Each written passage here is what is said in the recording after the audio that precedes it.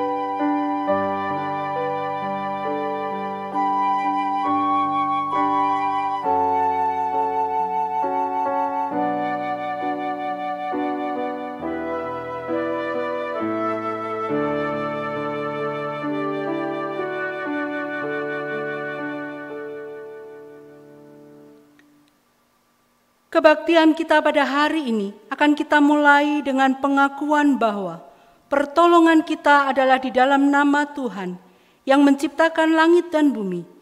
Turunlah kiranya atas kita sekalian kasih karunia, rahmat dan damai sejahtera dari Allah Tritunggal, Allah Bapa, Allah Putra, dan Allah Roh Kudus. Amin.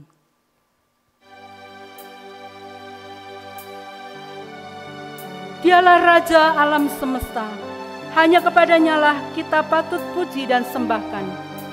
Dialah Tuhan, hanya Dia Tuhan.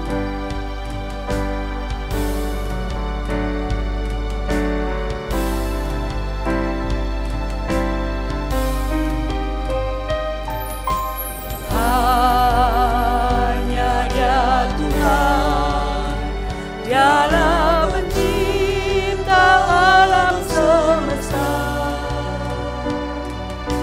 kemuliaannya dalam ciptaannya, karena Dialah Tuhan. Hanya Dia Tuhan mengatur hari depan manusia, segala hidup umatnya dalam rencananya, karena Dialah Tuhan, hanya Dia Tuhan.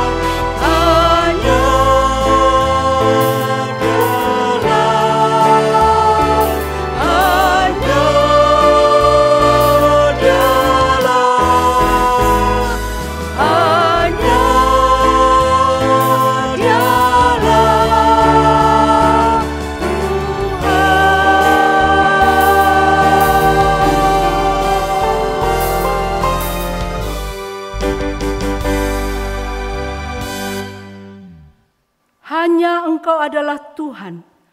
Engkau telah menjadikan langit, ya langit segala langit, dengan segala bala tentaranya, dan bumi dengan segala yang ada di atasnya, dan laut dengan segala yang ada di dalamnya. Engkau memberi hidup kepada semuanya itu, dan barat tentara langit sujud menyembah kepadamu. Nehemia 9 ayat yang ke-6. Mari kita akan bersama-sama masuk di dalam doa. Tuhan Allah yang kami sembah, yang kami kenal di dalam nama Putra-Mu Tuhan kami Yesus Kristus. Kami menaikkan syukur dan terima kasih kepada Tuhan, karena kami memiliki Allah seperti Engkau. Allah yang boleh kami sembah dan kami muliakan. Kami adalah orang-orang yang sesungguhnya tidak layak ya Tuhan. Kami penuh dengan cacat celah dan dosa. Tetapi oleh karena kasih, kemurahan, dan anugerah Tuhan semata-mata, kami boleh menikmati hidup sampai dengan hari ini. Ketika kami datang kepada Tuhan pada hari ini, juga semuanya karena kemurahan Tuhan yang berlimpah-limpah atas hidup kami. Syukur dan terima kasih kami naikkan. Oleh sebab itu ya Tuhan, tatkala kami berada di hadapan hadirat-Mu, biarlah kami boleh merendahkan hati kami. Biarlah kami boleh membawa puji-pujian kami, membawa hati kami untuk ditaburi dengan kebenaran firman-Mu yang boleh menjadi dasar bagi kehidupan kami. Kami menyerahkan seluruh ibadah kami pada hari ini ke dalam tangan pengasihan-Mu. Tuhan kiranya hadir di tengah-tengah kami. Kami menyerahkan seluruhnya ya Tuhan, dari awal, pertengahan hingga akhirnya. Kiranya roh Tuhan yang akan memimpin kami. Terpujilah Dikau ya Bapa. Hanya demi nama Tuhan kami Yesus Kristus, kami berdoa, kami mengucap syukur. Amin. Bersama dengan gereja di segala abad dan tempat, kita akan mengikrarkan pengakuan iman kita, pengakuan iman rasuli. Pengakuan iman rasuli. Aku percaya kepada Allah, Bapa yang Maha Kuasa, Khalik langit dan bumi, dan kepada Yesus Kristus, Anaknya yang tunggal Tuhan kita, yang dikandung dari Roh Kudus, lahir dari anak darah Maria, yang menderita sengsara di bawah pemerintahan Pontius Pilatus, disalibkan, mati dan dikuburkan, turun ke dalam kerajaan maut. Pada hari yang ketiga, bangkit pula dari antara orang mati, naik ke sorga, duduk di sebelah kanan Allah, Bapa yang Maha Kuasa. Dan dari sana Ia akan datang untuk menghakimi orang yang hidup dan yang mati. Aku percaya kepada Roh Kudus, gereja yang kudus dan am, persekutuan orang kudus, pengampunan dosa, kebangkitan tubuh, dan hidup yang kekal. Amin. Jemaat disilakan duduk kembali. Bapak Ibu yang dikasihi oleh Tuhan, kalau kita boleh menikmati kehidupan ini, biarlah kita boleh bersukacita oleh karena Tuhan yang memberikannya kepada kita. Oleh sebab itu mari kita bersama-sama menyanyikan satu pujian yang mengingatkan kepada kita sekalian, sukacitaku sembahkan kepadamu ya Tuhan, biarlah hatiku bagai tempat di mana Tuhan memberikan kesuburan.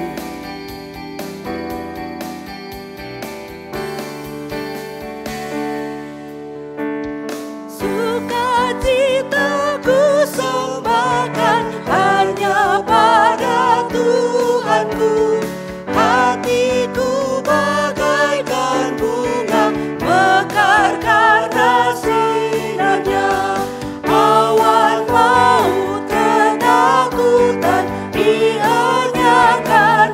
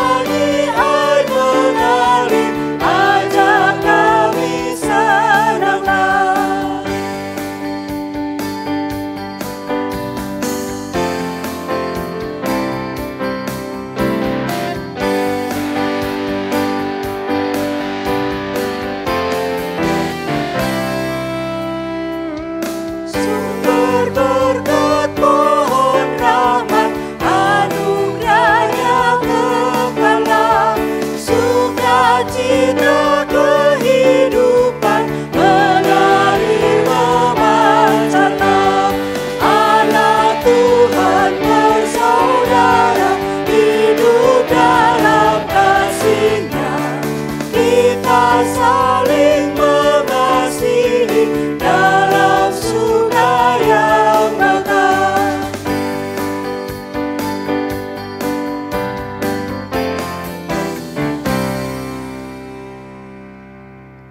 Mari kita akan bersama-sama masuk di dalam beberapa pokok doa.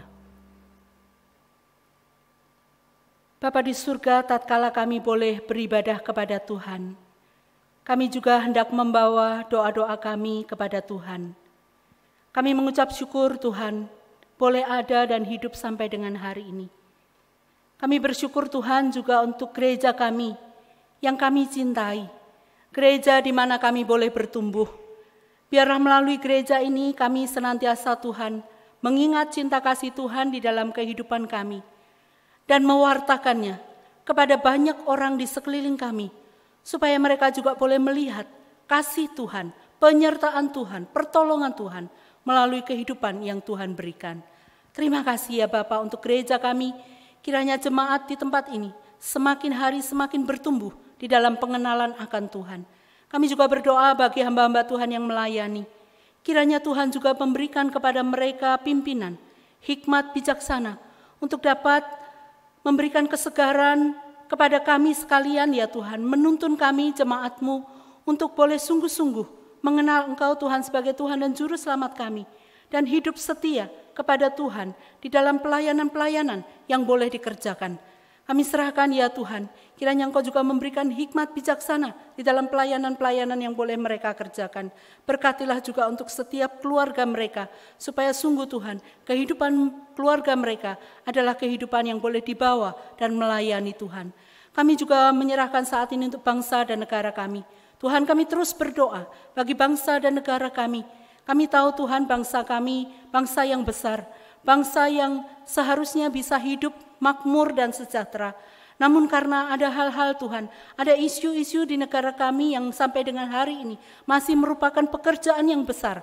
Oleh sebab itu kami serahkan bangsa dan negara kami ini ke dalam tangan pengasihan Tuhan. Kami berdoa bagi para pemimpin negara kami, Bapak Presiden beserta jajarannya.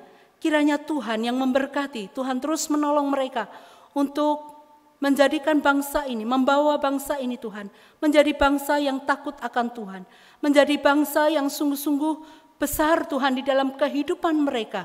Kami berdoa menyerahkan supaya masyarakat yang ada di dalamnya Tuhan boleh mengisi kemerdekaan bangsa kami dengan tidak sia-sia, tapi memberikan sesuatu yang bermakna. Kami menyerahkan Tuhan, biarlah kami boleh bergandengan tangan bekerja sama, mendukung setiap program pemerintah yang boleh dilaksanakan. Sekali lagi Tuhan, kami menyerahkan juga untuk khususnya isu mewabahnya pandemi COVID-19 yang sampai dengan hari ini masih dicari pengobatannya. Kami memohon belas kasih dan kemurahan Tuhan, kiranya ini semua dapat diselesaikan dengan baik. Kami berdoa untuk tenaga medis, mereka yang bekerja keras Tuhan untuk menolong, untuk berusaha Tuhan menyelamatkan para pasien. Berkatilah juga kesehatan, kekuatan mereka. Mungkin juga ada pergumulan-pergumulan yang mereka rasakan. Tuhan, kiranya Engkau memberikan kepada mereka campur tangan dan kekuatan, sehingga mereka tetap dapat melaksanakan tugas tanggung jawab mereka dengan baik dan dengan bersandar hanya kepada Tuhan saja.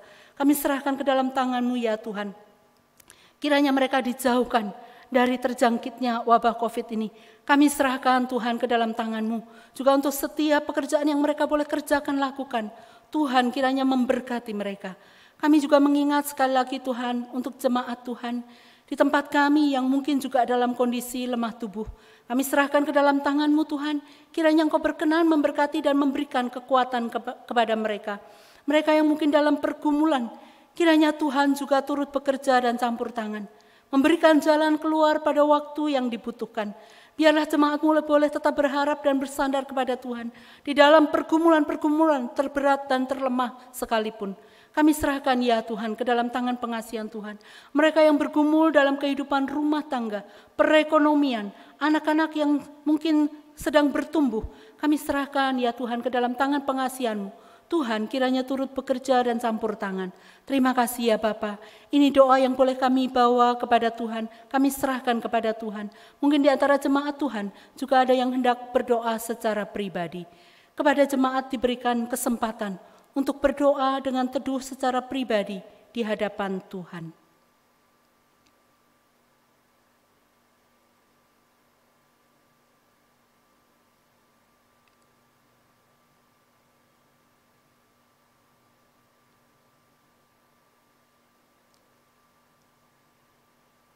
Ya Bapa di surga, jemaat-Mu sudah menaikkan permohonan mereka secara pribadi. Mungkin ada pergumulan-pergumulan yang sangat berat yang mereka hadapi. Tuhan, kami tahu, telinga-Mu tidak pernah meninggalkan seruan-seruan kami. Tangan-Mu tidak pernah membiarkan kami berjalan seorang diri. Tetapi Engkau boleh menggandeng kami ya Tuhan, di saat-saat terlemah di dalam kehidupan anak-anak-Mu ini. Kami serahkan setiap doa yang sudah dinaikkan, setiap pergumulan, dan juga tetes air mata. Kami serahkan Tuhan ke dalam tangan-Mu karena kami tahu Tuhan yang menopang, Tuhan yang menampung setiap tetes air mata mereka. Kami serahkan jemaat-Mu ke dalam tangan pengasihan Tuhan. Berikanlah pengharapan ya Tuhan, supaya jemaat-Mu ini boleh bangkit, tetap bersandar kepada Tuhan, dan percaya sepenuhnya kepada pertolongan Tuhan yang tidak pernah berkesudahan. Terima kasih Bapa. Demi nama Tuhan kami Yesus Kristus, kami mengucap syukur dan kami berdoa. Amin. Jemaat yang dikasihi oleh Tuhan, di dalam kondisi apapun juga, di dalam kelemahan-kelemahan hidup kita, Tuhan mau kita boleh tetap menjadi berkat. Kita boleh menjadi alat yang hidup di tangan Tuhan. Tema khotbah yang akan disampaikan pada hari ini, konflik di masa pandemik. Tidak ada satu orang pun yang tidak berkonflik dengan hal ini. Tetapi di dalam kondisi yang demikian, Tuhan ingin menjadikan kita bintang-bintang yang terang bagi banyak orang yang belum mengenal Dia. Pujian yang akan kita nyanyikan mengantarkan kita untuk kita mendengarkan firman Tuhan.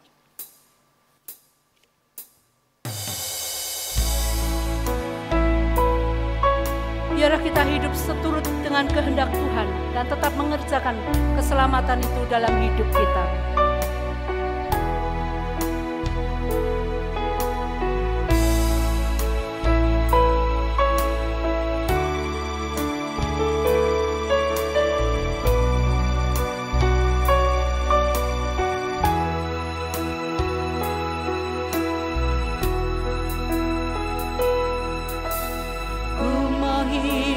Seturut kehendak-Mu, mengerjakan keselamatan yang telah Kau beri.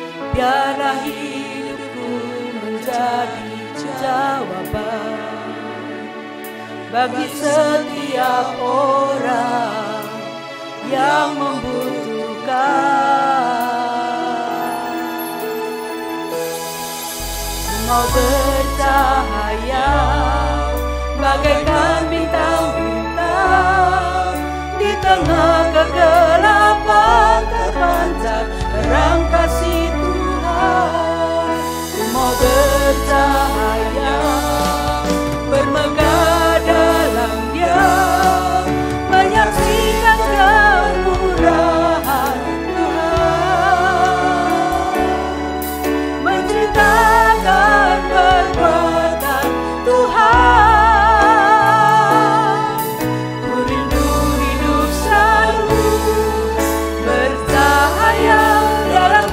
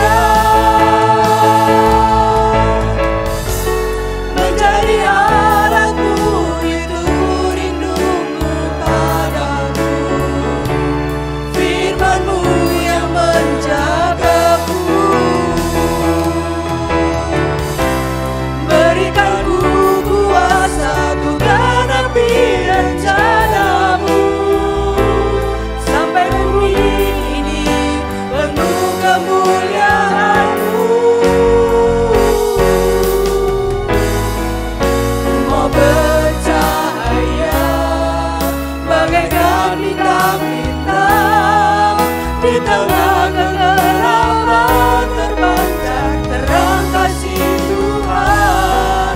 Ku mau bercahaya, bermegah dalamnya, menyaksikan kemurahan Tuhan, menceritakan perbuatan Tuhan. Ku rindu hidup selalu bercahaya dalam kemuliaan-Nya.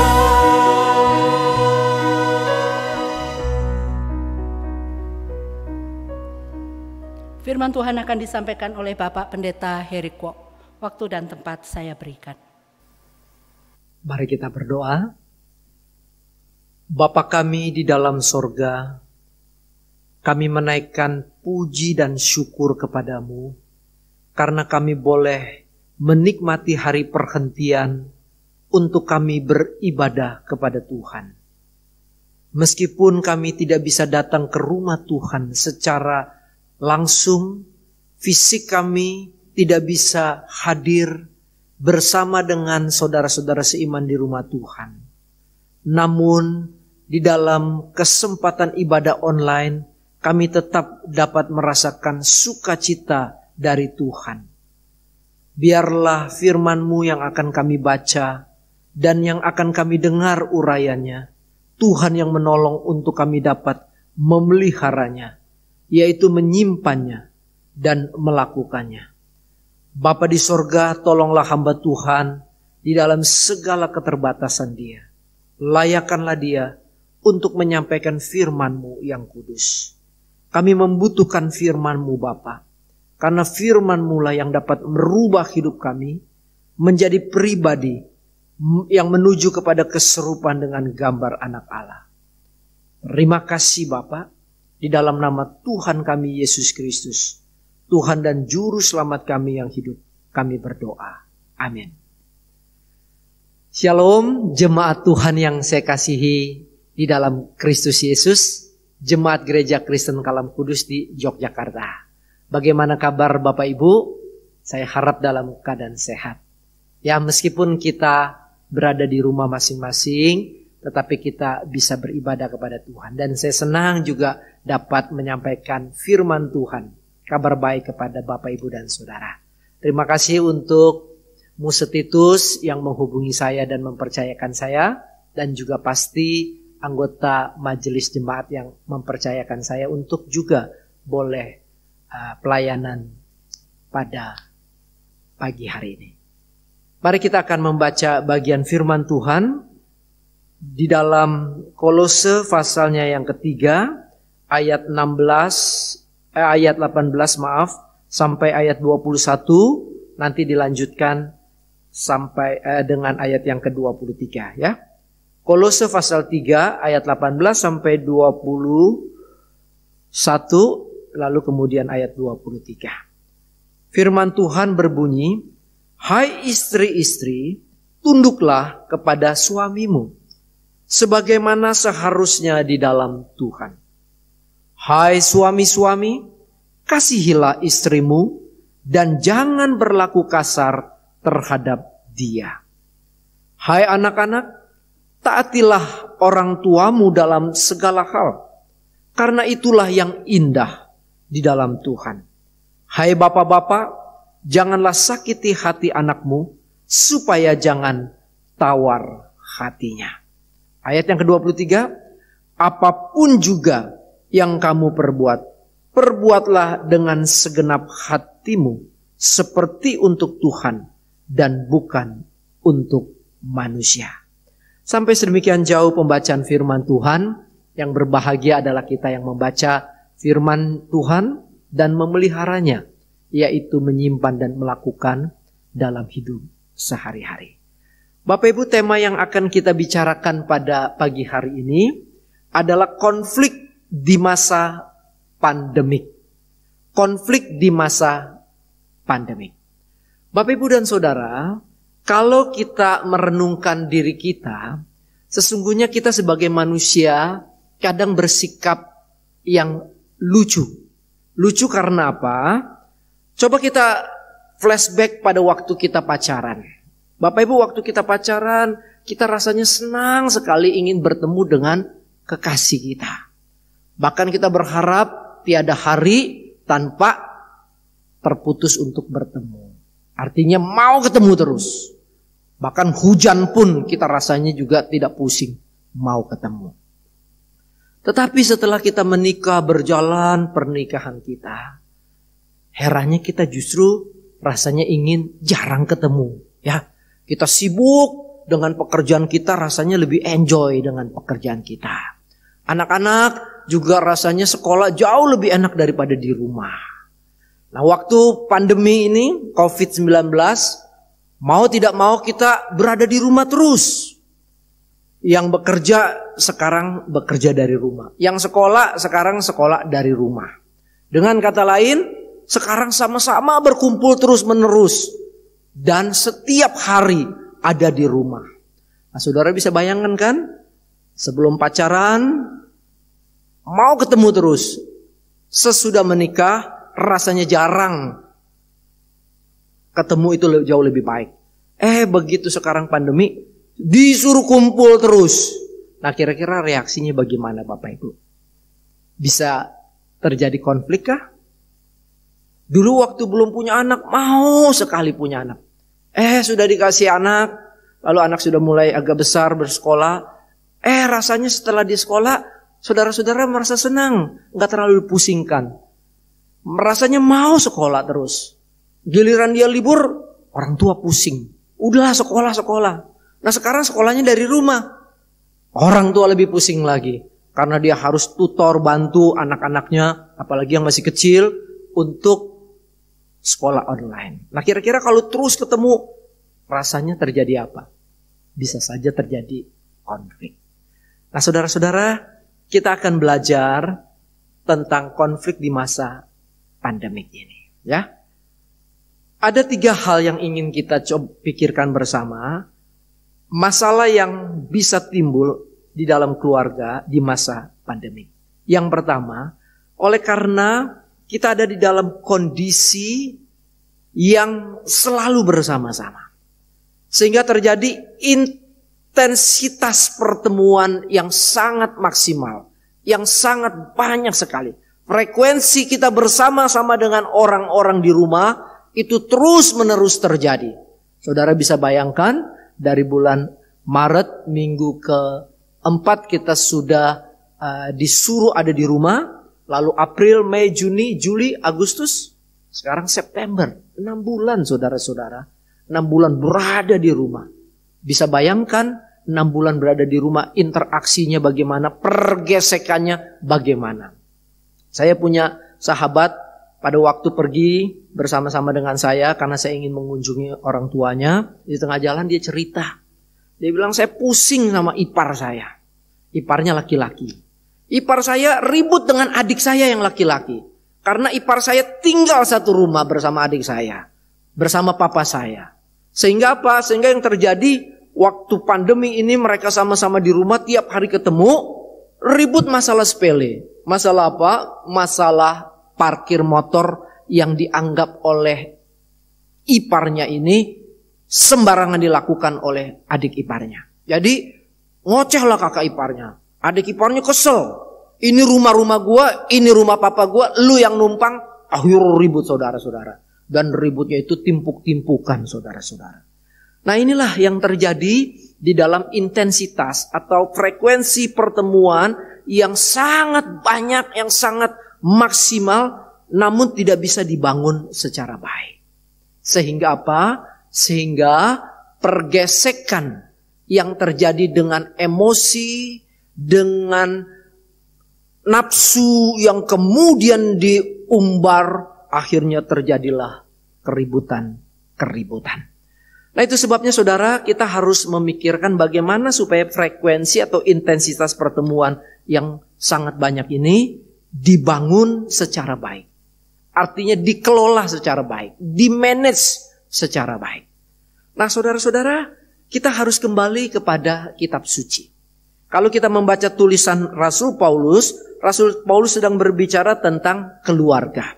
Karena di situ ada istri, ada suami. Ada orang tua, ada anak. Dengan kata lain, Paulus sedang menulis masalah keluarga kepada jemaat di Kolose. Nah saudara, kalau kita berbicara keluarga, kita pasti tidak terlepas dari kitab Kejadian, di mana Allah membentuk keluarga. Jadi Allah lah yang berinisiatif. Allah lah yang mendesain keluarga. Sehingga bukan manusia yang membentuk keluarga itu terjadi. Tetapi Allah lah yang membentuknya. Karena itu desain Allah, rencana Allah. Waktu Allah menyatukan Adam dan Hawa, di sanalah Allah membangun keluarga itu. Nah saudara, apa sih yang Allah inginkan di dalam keluarga yang dibentuk? Waktu manusia jatuh di dalam dosa, manusia kehilangan kemuliaan Allah. Manusia hidup di dalam hawa nafsunya. Waktu Allah menyelamatkan mereka, waktu Allah menebus mereka oleh Kristus Yesus, lalu mereka yang dipersatukan di dalam keluarga, itu Allah godok, Allah proses, supaya tiap-tiap pribadi boleh menuju keserupan dengan gambar anak Allah. Jadi di dalam keluarga itulah Allah memakai sebagai sarana yang paling efektif untuk membentuk tiap-tiap orang di dalamnya. Untuk membentuk tiap-tiap pribadi yang ada di dalamnya. Sehingga apa? Sehingga satu dengan yang lain bisa mengalami pembentukan dari Tuhan. Dan melalui keluarga itulah Tuhan memakainya. Sehingga sekali lagi keluarga memang adalah sarana edukasi yang Allah berikan supaya tiap-tiap pribadi yang ada di dalamnya itu mengalami pertumbuhan. Baik pertumbuhan rohani di mana mereka semakin mengenal Kristus. Pertumbuhan karakter, sifat-sifat yang kemudian terjadi pengasaannya satu dengan yang lain. Sehingga masing-masing boleh menuju kepada keserupan dengan gambar anak Allah.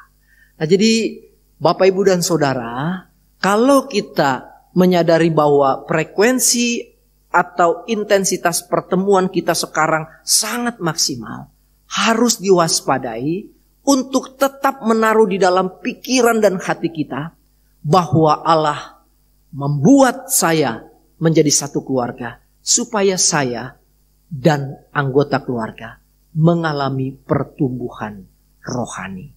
Dan Dia mengizinkan di dalam rumah ini terjadi interaksi yang tajam.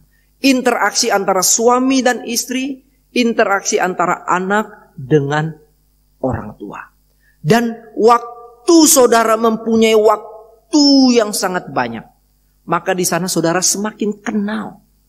Saudara jangan pikir saudara sudah menikah 15 tahun, atau 10 tahun, atau mungkin 20 tahun, lalu saudara sudah berani bilang, saya sudah kenal istri saya. Belum tentu saudara-saudara. Karena apa? Karena sebelum pandemik saudara dan istri bertemunya tuh hanya waktu-waktu tertentu. Begitu pulang malam, lalu saudara berada di rumah sebentar, lalu tidur. Pagi-pagi saudara bangun, lalu sarapan kah? Itu kalau sempat sarapan. Ngomong sebentar sama istri, lalu saudara pergi lagi untuk kerja. Begitu juga orang tua dengan anak. Jangan pikir bahwa saya sudah menjalani keluarga saya 15 tahun, 20 tahun saya sudah kenal. Belum tentu saudara. Nah sekarang di dalam pandemi ini, saudara-saudara mau tidak mau mempunyai waktu yang banyak. Mempunyai kesempatan untuk berinteraksi yang tinggi antara satu dengan yang lain. Karena memang saudara dikondisikan ada di rumah dan di dalam waktu yang terus-menerus bersama keluarga. Nah disitulah belajar mengenalnya. Sehingga apa? Sehingga di dalam keluarga itulah kita diingatkan bahwa tiap-tiap pribadi bisa belajar untuk menahan emosi. Saudara, jadi waktu yang banyak ini, interaksi yang tinggi, frekuensi pertemuan yang sangat kuat, sebenarnya bisa menjadi sarana di mana saudara belajar menahan emosi. Seringkali orang bilang, saya mau sabar. Waktu saya mau belajar sabar, Tuhan kasih orang-orang di sekeliling kita yang bikin kita emosi. Nah, di sanalah kita belajar sabar. Waktu orang tua mau belajar sabar, anaknya bikin kesel. Waktu istri mau belajar sabar, suaminya bikin jengkel. Jadi mulailah belajar menahan emosi itu. Di dalam keluarga itu juga lah, saudara-saudara, belajar bekerja sama dengan pribadi yang berbeda. Bayangkan saudara, istri dan suami memang terlahir dari keluarga yang berbeda, kebudayaan yang berbeda, lingkungan yang berbeda, sehingga pada waktu dipersatukan, mau tidak mau terjadilah sebuah kerjasama yang harus dibangun dari pribadi-pribadi yang berbeda. Saya lahir di kota Jakarta, di Pulau Jawa. Istri saya lahir di Sumatera, di kota Curup. Di sana kebudayaannya berbeda dengan saya. Dia orang-orang Sumatera yang langsung, saya orang-orang Jawa yang seringkali kadang muter dulu. Jadi dengan kata lain, pada waktu kebudayaan berbeda saja, pola kita belajar pun harus banyak menyesuaikan diri. Begitu juga anak dengan orang tua. Terjadilah proses belajar dari pribadi-pribadi yang berbeda. Meskipun anak dilahirkan oleh mamanya, tapi bukan berarti bahwa anak itu tidak mempunyai pribadi tersendiri. Dia punya kepribadian sendiri dan Tuhan taruh. Dan disitulah belajar. Lalu belajar menghargai pikiran dan perasaan tiap-tiap orang. Dan itu adanya di keluarga. Kalau saya boleh ibaratkan, keluarga itu seperti ring tinju di mana orang yang berada di sana mau tidak mau berhadapan terus, bergesekan terus, dan di dalam waktu yang sangat panjang, waktu yang terus menerus, di sanalah terjadi sebuah pembelajaran. Untuk apa? Untuk semakin mengenal apa yang Allah mau untuk diri saya di dalam karakter yang Dia inginkan serupa dengan gambar anak Allah. Jadi saudara-saudara, meskipun konflik itu bisa terjadi karena intensitas atau frekuensi pertemuan, tapi itu bisa diatasi dengan cara kita terus menerapkan pemahaman bahwa saya adalah keluarga yang dipersatukan Allah untuk kami sama-sama digodok menjadi pribadi yang sesuai dengan gambar anak Allah. Masalah yang kedua, saudara-saudara, yang bisa timbul, itu adalah masalah komunikasi. Komunikasi yang bermasalah mengakibatkan kehidupan konflik yang tinggi yang terjadi. Nah, saudara-saudara, satu kali ada seorang anak SMA bicara sama gurunya, saya kalau papa meninggal tidak mau ketemu. Saudara bisa bayangkan ke anak nggak mau ketemu papanya waktu papanya meninggal, nggak mau dilihat. Kita aja kalau di luar kota dengar orang tua kita meninggal, kita pulang untuk terakhir kalinya melihat, meskipun dalam bentuk jenazah. Nah, dia nggak mau. Waktu cari tahu ternyata tiap hari papanya selalu bicara yang kasar, yang keras. Kamu anak tidak tahu diri, anak gak bisa diatur dan segala macam. Akhirnya itu timbul sakit hati. Nah, komunikasi seperti itulah yang sering kali bermasalah. Sehingga satu dengan yang lain akhirnya menyimpan akar pahit. Dan waktu meledak terjadilah konflik. Suami dan istri juga begitu. Waktu komunikasinya tidak baik, maka yang terjadi adalah salah paham. Lalu kemudian mulai curiga. Lalu kemudian mulai menaruh kekesalan dan segala macam. Nah, saudara-saudara, bagaimana supaya komunikasi itu baik? Supaya komunikasi tidak bermasalah. Saudara, Tuhan menciptakan kita sebagai makhluk sosial. Dan di dalam diri makhluk yang sosial sebenarnya Allah memberikan potensi. Potensi untuk berkomunikasi. Nah, itu sebabnya komunikasi itu harus dibangun. Komunikasi itu harus diusahakan. Harus belajar bagaimana saya bisa berkomunikasi. Nah, saudara, sifat komunikasi yang baik adalah sifat komunikasi yang dialogis. Satu dengan yang lainnya itu nyambung kalau bicara. Satu dengan yang lain itu bisa saling mengerti satu dengan yang lain. Waktu saya berbicara dengan istri saya, dia bisa nangkep gagasan saya. Waktu istri saya berbicara tentang kesulitannya, saya bisa merasakan kesulitannya. Sehingga apa? Sehingga waktu ngomong tuh nyambung, Bapak Ibu. Jangan suami ngomong tentang kesulitan pekerjaan, istri lagi mikirin harga cabai yang mahal. Akhirnya tidak nyambung, saudara-saudara. Dan waktu tidak nyambung, seringkali akhirnya yang satu kesel dan yang satu marah. Dan komunikasi yang dialogis juga bagi orang percaya harus juga mempunyai komunikasi yang sifatnya tripatrit. Tripatrit artinya ada Allah di antara kita. Saya dengan istri ada Allah. Itu komunikasi tripatrit. Artinya selain kami bisa berkomunikasi dialogis, di dalamnya ada Allah di tengah-tengah kita. Sehingga komunikasi kita bersifat rohani. Bersifat di mana kita sungguh-sungguh melihat peran Allah di dalam hubungan kita. Anak dengan orang tua juga begitu. Komunikasinya harus dialogis. Bagaimana orang tua mengikuti perkembangan zaman anak, coba melihat apa sih yang menjadi trennya mereka, sehingga pada waktu anak ngomong tidak terputus, istilahnya nggak nyambung, jaka sembung bawa golok nggak nyambung gitu kira-kira. Jangan sampai hal-hal seperti itulah yang membuat akhirnya anak dengan orang tua akhirnya mispersepsi dan akhirnya mulai timbul perselisihan. Nah, saudara, membangun komunikasi yang baik ini adalah usaha yang tidak boleh berhenti. Satu dengan yang lain terus menggalinya. Satu dengan yang lain terus dengan rendah hati mau untuk melakukannya. Nah, waktu kita terus berusaha seperti itulah, maka waktu pertemuan kita banyak, maka komunikasi kita juga semakin bisa lancar. Saya kalau membimbing pasangan muda yang mau menikah, saya katakan, memang waktu pacaran hal-hal yang romantis itu sangat kita dambakan.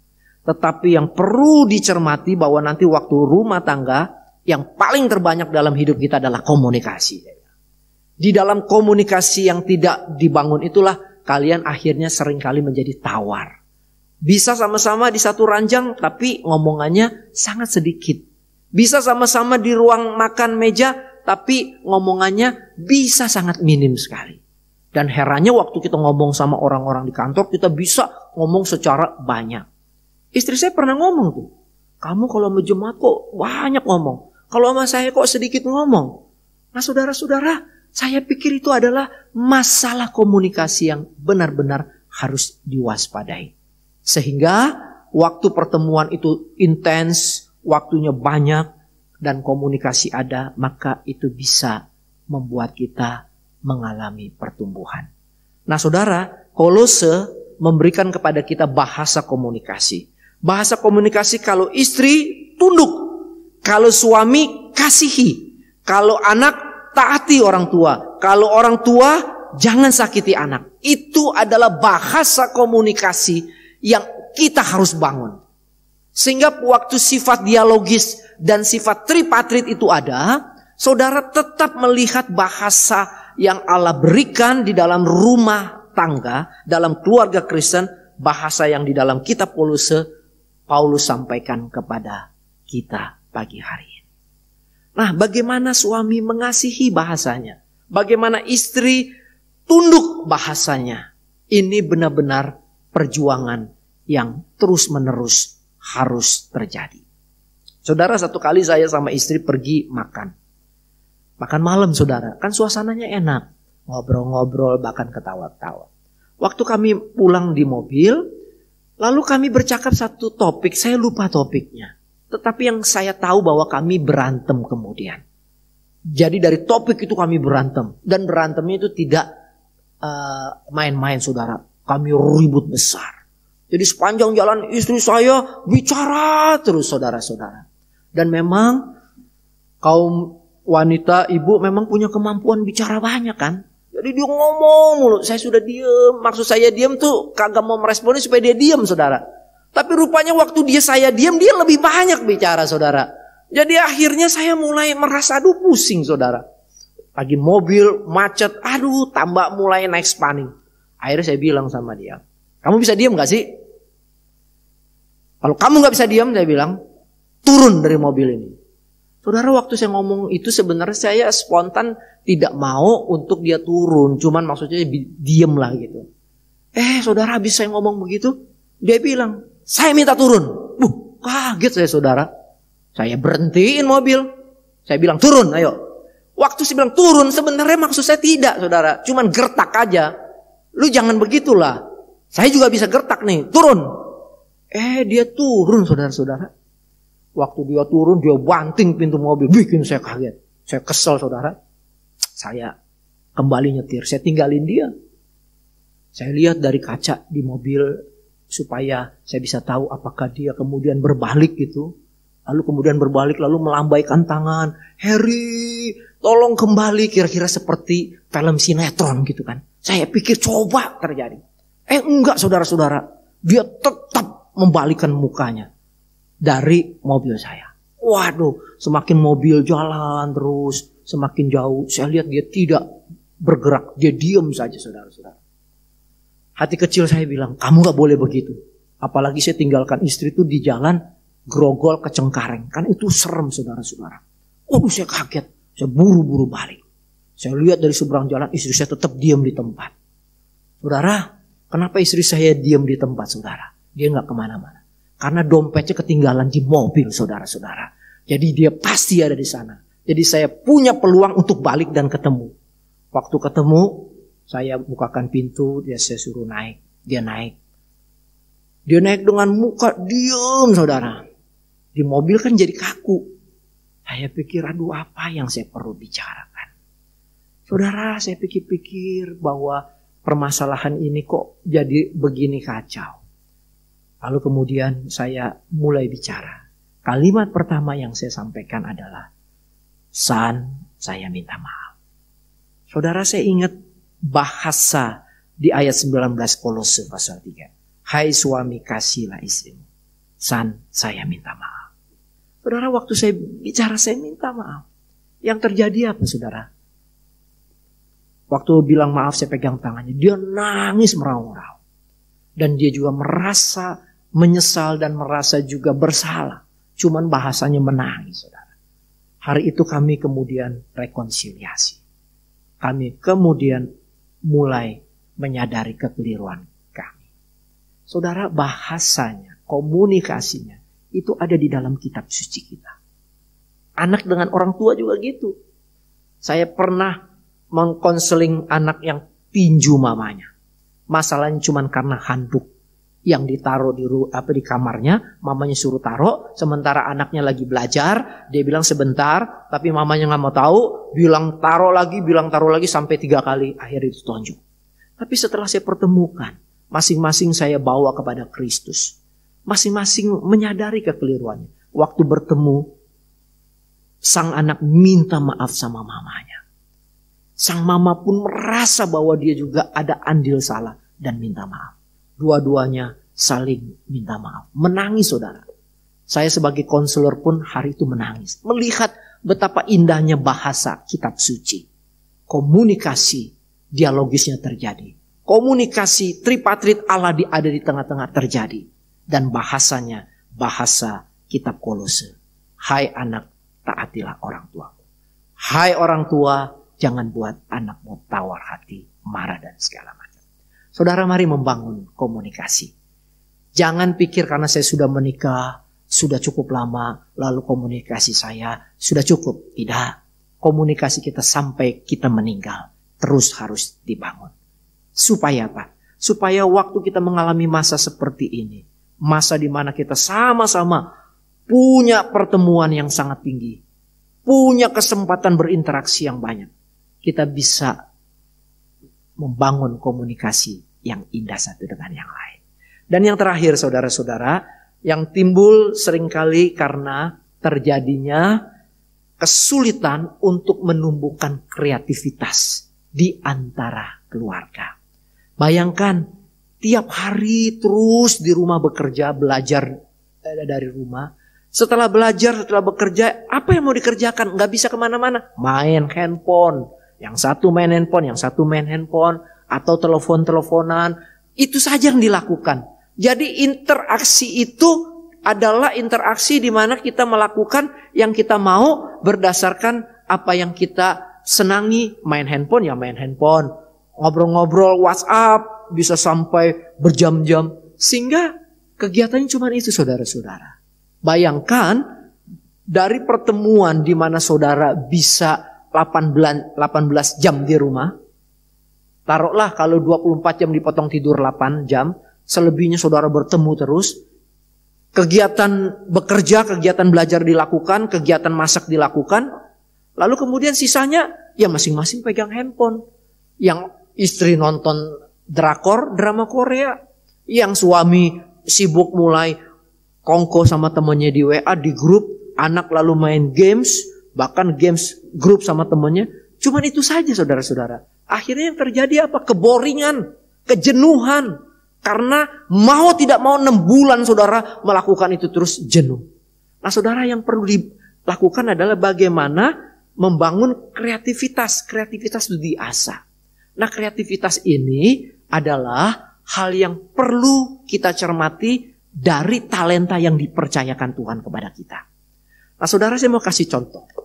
Dalam pandemi ini gereja Mangga Besar pun kita tidak bisa melakukan ibadah onsite. Jadi akhirnya online juga, sama. Lalu kita ikutin ibadah yang diatur oleh sinode. Jemaat tidak bisa hadir. Selain jemaat tidak bisa hadir, kegiatan juga akhirnya begitu lenggang. Pemasukan gereja secara persembahan juga menurun. Lalu istri saya bilang, kalau terus-terus begini bisa repot kita. Yuk kita lakukan sesuatu. Saya bilang, apa yang ada di dalam idemu? Saya bilang, mau gak kita bikin masakan untuk kita jual ke jemaat? Saya pikir-pikir, boleh juga. Oke, kamu senang masak, kamu punya hobi masak, ayo masak. Apa menunya? Saya yang akan bikin daftar dan share kepada jemaat. Apalagi kalau gembalanya yang share kan. Bapak Ibu, gereja membuka makanan yang bisa saudara pesan.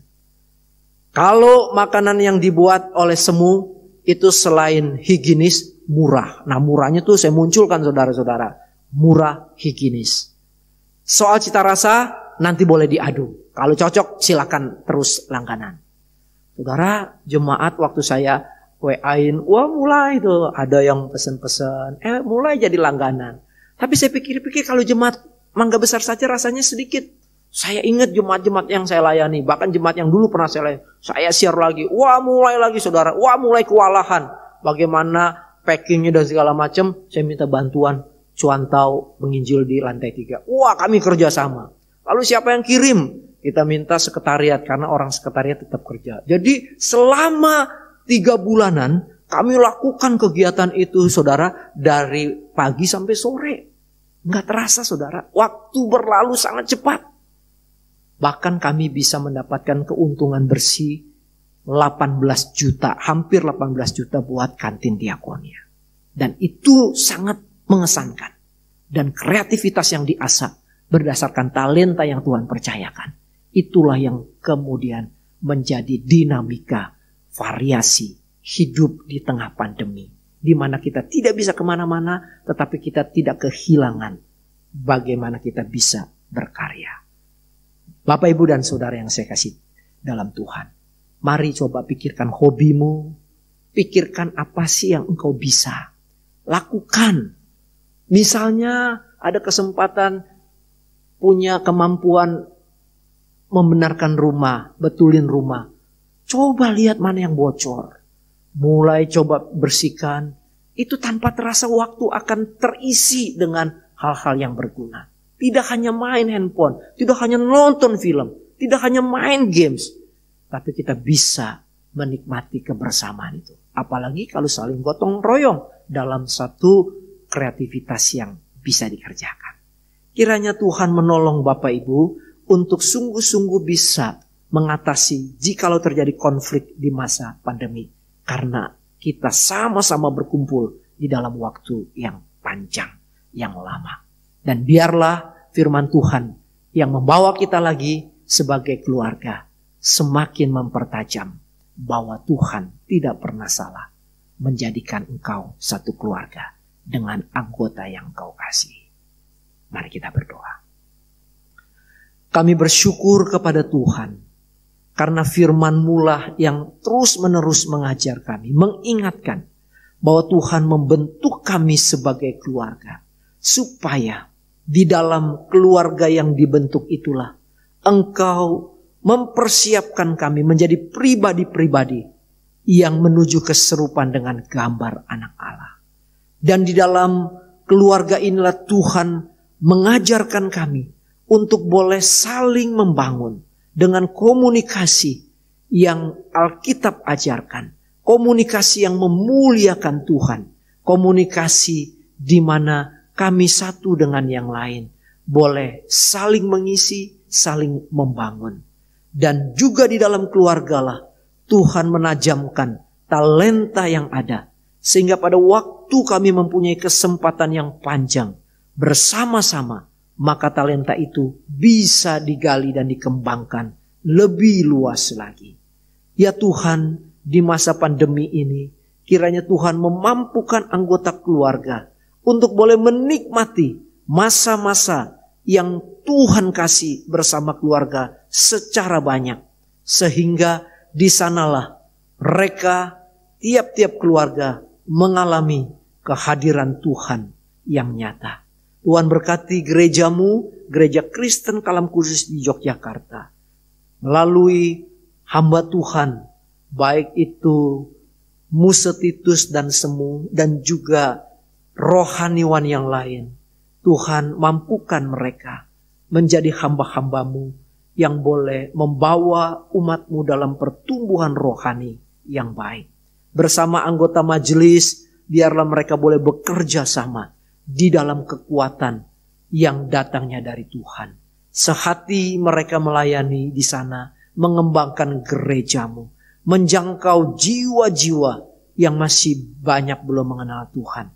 Baik yang ada di sekolah, di lingkungan sekolah Kristen Kalam Kudus, maupun di lingkungan rumah masing-masing. Tuhan pakailah gereja-Mu di sana, menjadi saksi yang hidup bahwa Tuhan ada di tengah-tengah mereka. Terima kasih Bapa. Jemaat yang mengalami pergumulan karena lemah fisik, berikan kekuatan iman dan berikanlah kesembuhan.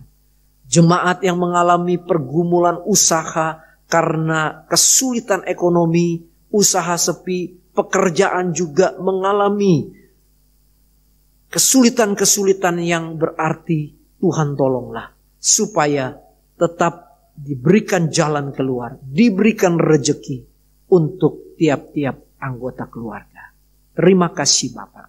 Dengarlah doa kami, karena di dalam nama Tuhan Yesus Kristus, Tuhan dan Juru Selamat kami, yang menjadikan kami satu keluarga, kami naikkan doa kami. Amin. Jemaat sekalian yang dikasihi oleh Tuhan, demikian firman Tuhan yang boleh kita dengarkan pada hari ini, kiranya menguatkan kita di dalam menghadapi masa pandemik dan menjalaninya. Kita akan bersama-sama memberikan persembahan kita kepada Tuhan. Kita mempersiapkan yang terbaik bagi Tuhan. Biarlah sungguh-sungguh kita memberikan dari hati kita yang terdalam dan kita boleh membawanya kepada Tuhan. Penuhilah pialamu hari ini.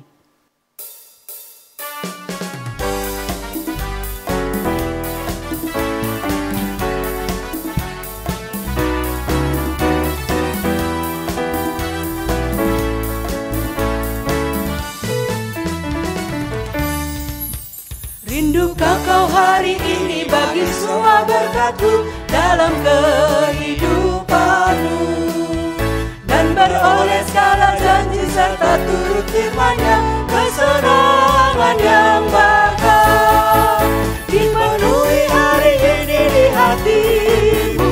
Lembatlah pialamu seperti janji Tuhanmu, dipenuhi hari ini di hatimu dengan kuasa Roh Kudus.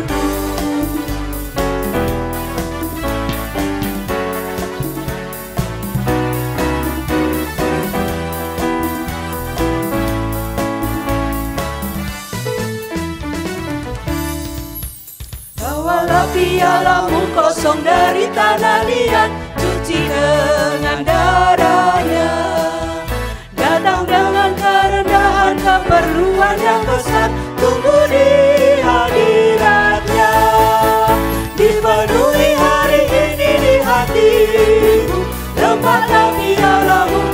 janji-janji Tuhanmu dipenuhi hari ini di hatimu dengan kuasa Roh Kudus.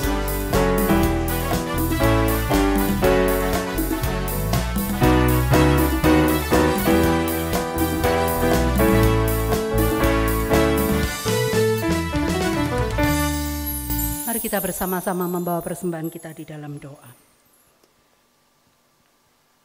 Hati kami dipenuhi dengan ucapan syukur kepada Tuhan yang sudah memberkati kehidupan kami sampai dengan hari ini. Bahkan berkat-berkat materi Tuhan boleh berikan.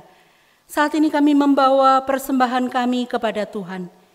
Kiranya Tuhan berkenan atas persembahan yang boleh kami bawa kepada Tuhan dengan penuh kerendahan hati yang keluar dari hati kami yang terdalam. Kiranya Tuhan sucikan, kuduskan persembahan kami sehingga boleh layak dipakai bagi pekerjaan Tuhan di gereja kami dan bagi pelayanan-pelayanan Tuhan yang lainnya. Kami serahkan ya Tuhan ke dalam tangan pengasihan-Mu. Kiranya Tuhan memberkati persembahan ini. Terpujilah Dikau ya Bapa. Demi nama Tuhan kami Yesus Kristus, kami berdoa, kami mengucap syukur. Amin. Saya mengundang jemaat sekalian untuk bersama-sama bangkit berdiri. Kita akan mengakhiri ibadah kita pada pagi hari ini. Kita akan bersama-sama menaikkan doksologi.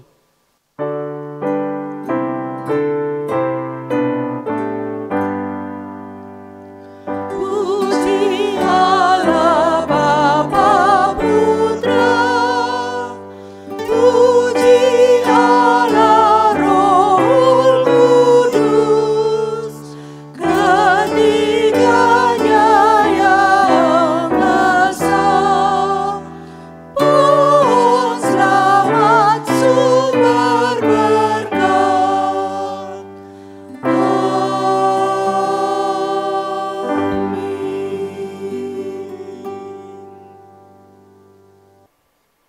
Jemaat yang dikasihi Tuhan, mari kita menjalani hari-hari kita di tengah segala kondisi, kesulitan, pergumulan untuk terus bersandar dan berharap kepada Tuhan.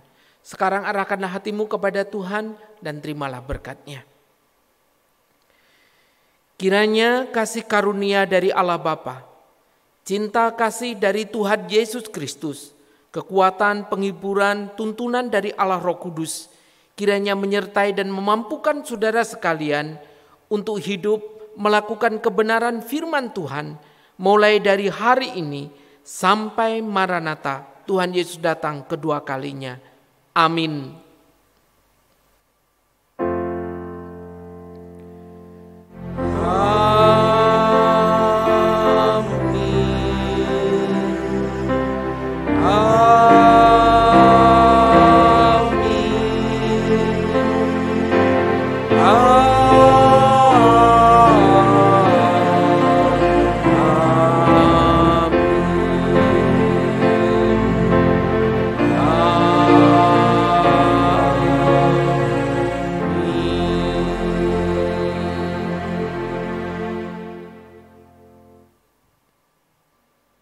Jemaat dipersilakan duduk kembali, doa teduh dan kebaktian selesai. Sebentar kita juga akan mendengarkan warta jemaat.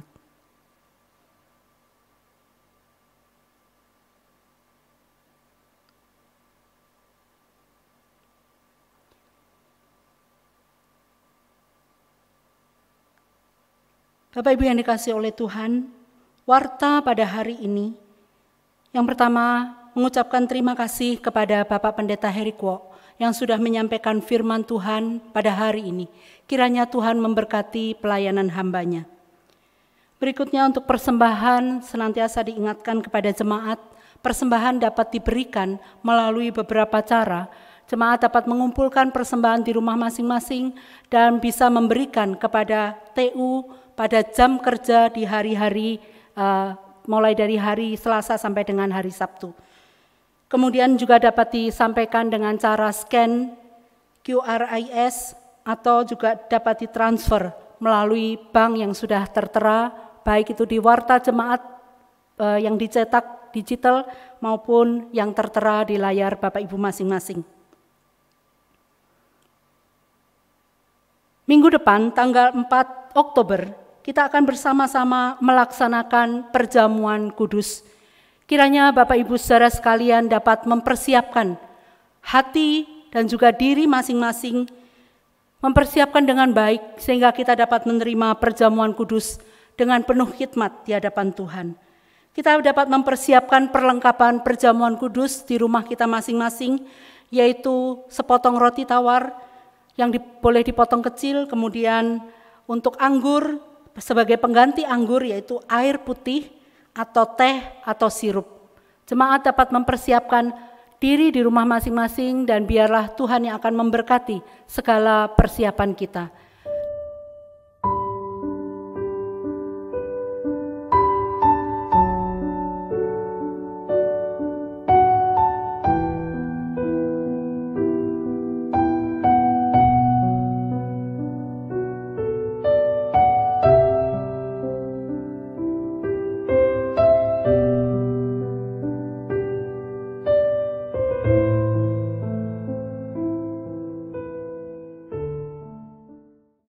Demikian ibadah kita dan seluruh ibadah kita pada pagi hari ini.